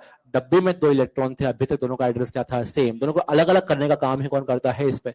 कई लोग पता है मेरे पास आते हैं बाहर के, सारे ना स्पिन क्वांटम नंबर में फील नहीं आया, हमें पता ही नहीं चल रहा कि कहाँ इलेक्ट्रॉन देना है, किसके हाथ में। अरे किसी के भी हाथ में दे दो, चाहे वो क्लॉकवाइज है चाहे एंटी क्लॉकवाइज है। लेकिन अब एक नई बात हमारे सामने आई है भैया, देखते रहना सामने। हमारे पास एक नई बात सामने आई है, वो ये कि अभी तक तो हमें पता ही नहीं था कि इलेक्ट्रॉन खुद की एक्सिस पर भी घूमता है। आज एक नई बात समझ में आई कि इलेक्ट्रॉन खुद की एक्सिस पर भी घूमता है। अभी तक तो हम ये सोच रहे थे इलेक्ट्रॉन कहां पर घूमता है यार, शेल में, मतलब न्यूक्लियस के चारों ओर घूमता है। क्योंकि एक और प्रकार का मूवमेंट आ गया है। एक और प्रकार का क्या आ गया है भैया, movement around it on axis. तो एक और प्रकार का एंगुलर मोमेंटम डिफाइन होता है, उसका नाम होता है स्पिन एंगुलर मोमेंटम। एक और प्रकार का एंगुलर मोमेंटम क्या आ गया है भैया, स्पिन एंगुलर मोमेंटम। और उसका फॉर्मूला आपको रटना होता है, जो होता है under root of s into S plus 1 into होता है h upon 2 pi. h upon 2 pi हर बार है, हैश हर बार है, हैश हर बार है। ये फॉर्मूला बिल्कुल वैसा का वैसा है। वहां पर वेरिएबल कौन था बोलो, एल। वहां पर वेरिएबल कौन था, एल। तो यहाँ पर कौन है, यहाँ पर कोई वेरिएबल ही नहीं है भाई। यहाँ तो एस है और एस का वैल्यू फिक्स है। एस का वैल्यू कितना है, प्लस हाफ। एस का वैल्यू फिक्स है, कितना है, प्लस हाफ। जब भी आप यहाँ पर एस का वैल्यू पुट करोगे तो माइनस हाफ नहीं पुट करोगे, क्या पुट करोगे, हमेशा प्लस हाफ। क्योंकि गलती से अगर आपने माइनस हाफ पुट कर दिया ना तो अंडर रूट में नेगेटिव टर्म आ जाती है और वो एक इमेजिनरी नंबर होता है, कुछ आयोटा टर्म्स होती है जो मैथ्स वाले पढ़ते हैं। मतलब मैं कहना चाहता हूँ कि स्पिन एंगुलर मोमेंटम जो होता है ना दुनिया के हर एक इलेक्ट्रॉन का क्या होता है, इक्वल। क्या होता है, हमेशा इक्वल। कितना होता है, पुट करके देख लो कितना होता है। दुनिया में कोई नहीं पूछेगा कि कितना होता है। अगर पूछेगा तो फॉर्मूला पूछेगा और फॉर्मूला ही आपको याद करना है। आपको 3 प्रकार के एंगुलर मोमेंटम आज मैंने कॉपी में लिखवाए हैं यार। सबसे पहला, शेल में घूमते हुए इलेक्ट्रॉन का एंगुलर मोमेंटम जो क्या होता है, NH अपॉन 2 पाई। और बाइटल के लिए क्या होता है, अंडर रूट में L into L plus one H upon 2 पाई। और एक होता है स्पिन एंगुलर मोमेंटम जो क्या होता है, और सब में कॉमन बात क्या होती है, हैश, H अपॉन 2 पाई हैश होता है। एक सवाल का जवाब देना। एक तो है कि हमारे पास में पी इलेक्ट्रॉन है। कौन सा इलेक्ट्रॉन है भैया, पी। एक हमारे पास में है पी इलेक्ट्रॉन, इसका एंगुलर मोमेंटम कितना होगा और इसका एंगुलर मोमेंटम कितना होगा।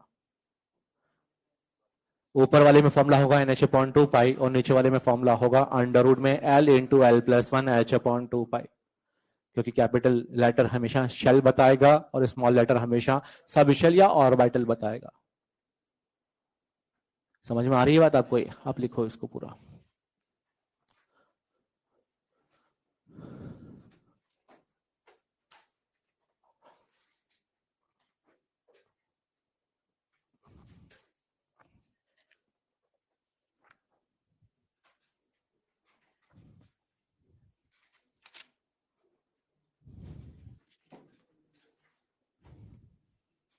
नेक्स्ट क्लास में ऐसा होगा कि ये चैप्टर ऑलमोस्ट ऑलमोस्ट कंप्लीट हो जाना चाहिए, थोड़ा बहुत बच सकता है बस।